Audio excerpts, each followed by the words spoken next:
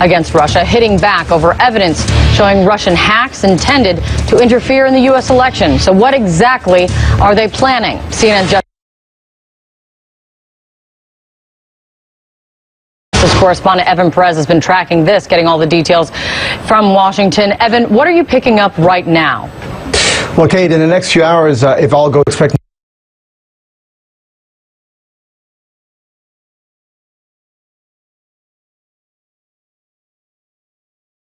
new sanctions and diplomatic measures. They're expected to name individuals associated with the Russian disinformation operation that U.S. intelligence agencies say it can take whenever it chooses.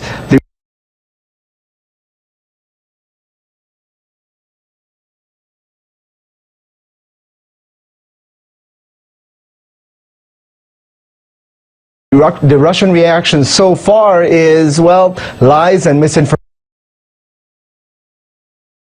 That's what they say the Obama administration is up to, a foreign ministry. And of course, in just a couple of weeks here, we're going to have a new president in Washington who doesn't believe that the Russians were behind the cyber hacks of Democratic Party organizations. And Kate, you know, these are actions that Donald Trump can undo if he chooses. Obviously, we know the White House is probably watching right now. We'd love to see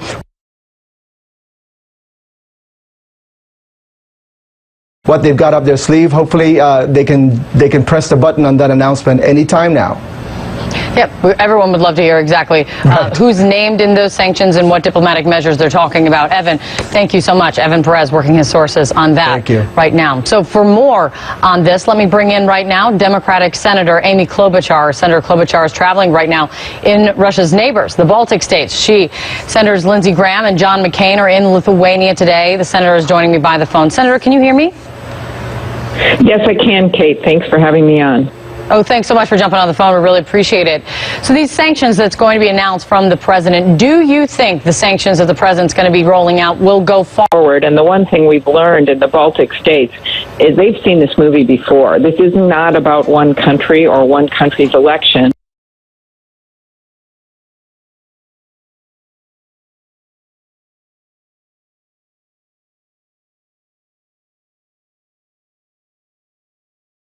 Horrific as this conduct was.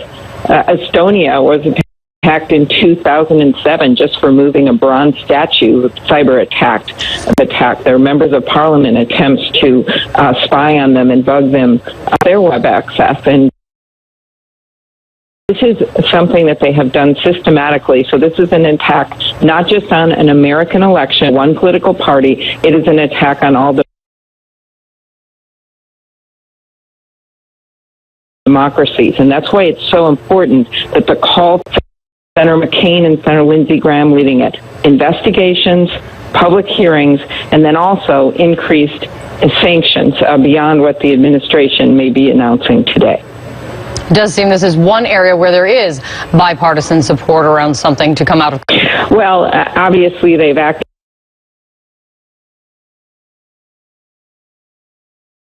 on threats before, but the point is we have not responded to this.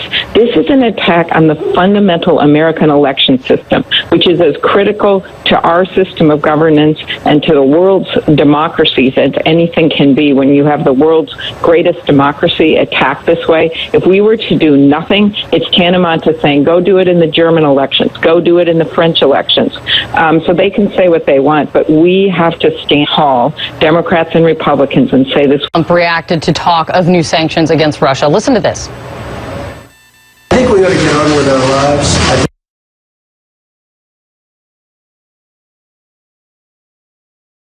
think that computers have complicated lives very greatly. The whole age of computer has made it where nobody knows exactly what's going on. We have speed, we have a lot of other things, but I'm not sure you have the kind of security that you need. But I have not spoken with the senators, and I certainly will be over a period of time. Senator, it might have been a little hard to hear that, especially over the phone, but essentially all the way to line Lithuania, yes. Our lives. Your reaction to that? Well, getting on with our lives means a life based on freedom, a freedom of expression, freedom of democracy, and not being influenced by foreign powers and hackers. And so I am hopeful that when the president-elect gets into office, he will take this very seriously. He must. The office is bigger than anyone that serves in the office, and our government is based on this fundamental principle of a democracy. I can tell you that we have equal branches of government, and there are Democrats and Republicans in the Senate and the House that feel very strongly about this.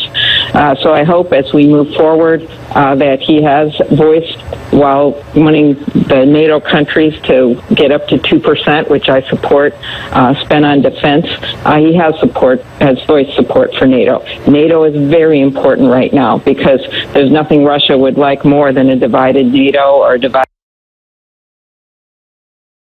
U.S. from NATO. And so my view is that Congress will stand together on this, Democrats and Republicans, and I'm hopeful that the president-elect will as well. You said you hope when he takes office he takes this seriously. Do you think he takes this issue seriously now? I am not going to base my decisions on his tweets and offhand comments. I'm going to base my decision on what he does when he gets into office. I know that President Obama takes this seriously, or he wouldn't be announcing these increased sanctions and diplomatic responses today. Trump can, with regard to the announcement coming from President Obama and the White House and the administration, Trump can reverse any moves that he announces against Russia the moment that Trump takes office. What if he does, Senator? Well, that would be horrific, and I cannot believe, despite the fact that he has commended Putin over our own president, something that I won't forget, I can't believe that he would take that step to reverse these executive actions if, in fact, the president decides that, our current president, that we need to change his executive order so that it includes attack on one of our most critical pieces of infrastructure, and that's our election system. Because remember, Kate, this isn't just about Russia. Any other nation, whether it is China or any other country, could attack our election system. So if the president either issues a new executive order or amends his 2015 order, this will be about protecting the integrity of our election system from any foreign power or any foreign influence. And so I think it would be hard-pressed for the new president to come in and make that kind of change, and I would be hopeful that he would not do that. I hope he listens to Senator McCain and Senator Graham and some of the other Republican senators who have been very vocal about this. You're traveling, we literally as you mentioned. stood today. We stood today, Kate, with some of the people who 25 years ago, asserted the independence of Lithuania and were willing to stand up to Russia at that point, and we are not going to let these people down. As you mentioned, you're traveling, touring with Senators McCain and Graham right now. Senator Graham said this week about Russia, about the Russian hacks, that Trump is at odds with 99 of the 100 members of the Senate right now on this issue. Who is that one senator that is with Trump on this, do you think?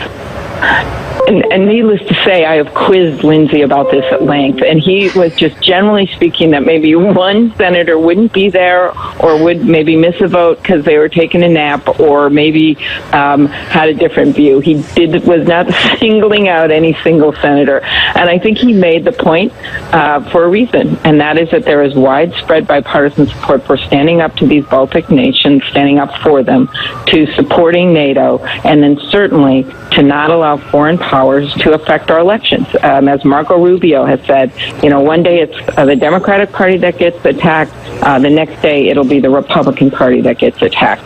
And one of the things that is coming out loud and clear on this trip is that Russia has done this before. It has been a method they've used in Ukraine, they've used in Estonia, they've been used in Lithuania, and they will continue to do it unless we put a stop to it.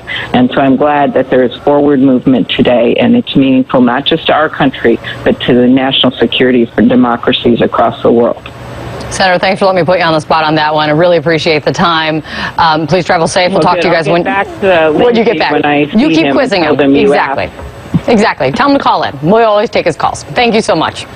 Okay. Thank you. Thanks. Bye-bye. Another big headline regarding Russia right now, brokering a ceasefire in Syria. Turkey and Russia just announced this fragile agreement set to go into effect in just hours there.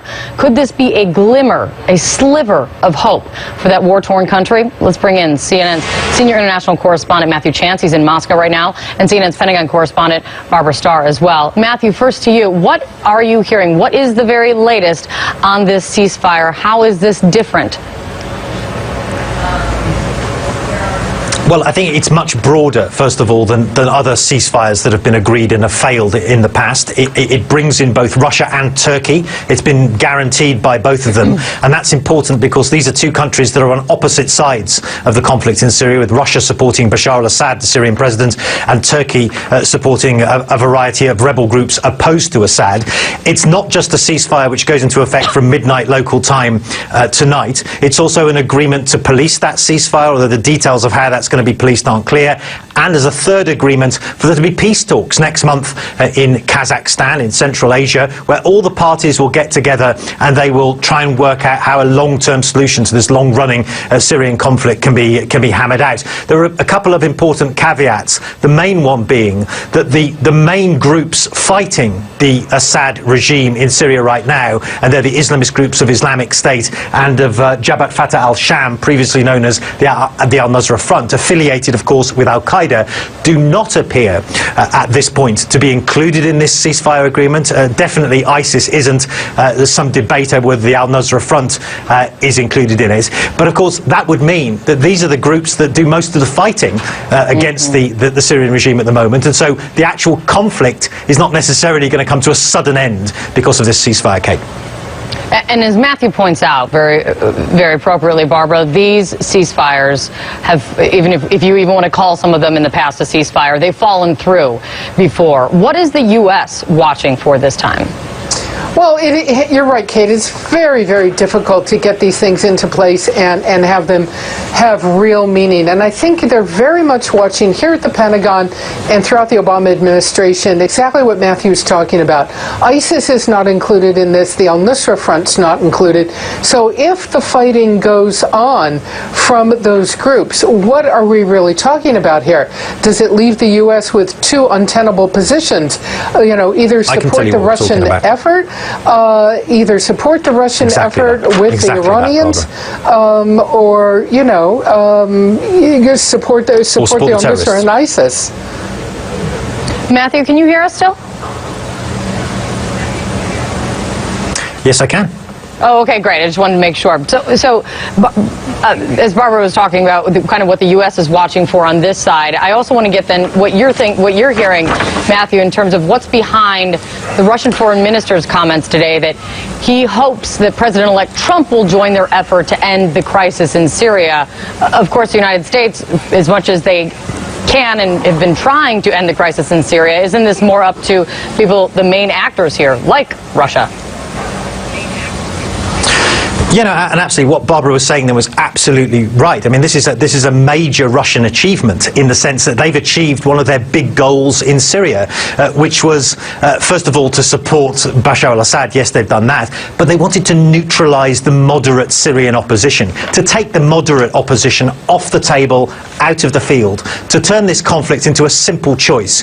Do you support the terrorists, the al-Nusra Front and Islamic State, or do you support those who are signed up to this now new Russian initiative? And that's the choice that they're going to be presenting as a result of this deal to the United States. Sergei Lavrov, the Russian foreign minister, basically said that directly to the United States today, saying, look, we hope when Donald Trump becomes the president of the United States, he will join us in these discussions, in these peace talks, to bring to an end the Syrian conflict. The alternative isn't viable if this ceasefire lasts, which would be to support ISIS and the al-Nusra Front, or whatever name they go by now. It's Jabhat Fatah al-Sham, of course.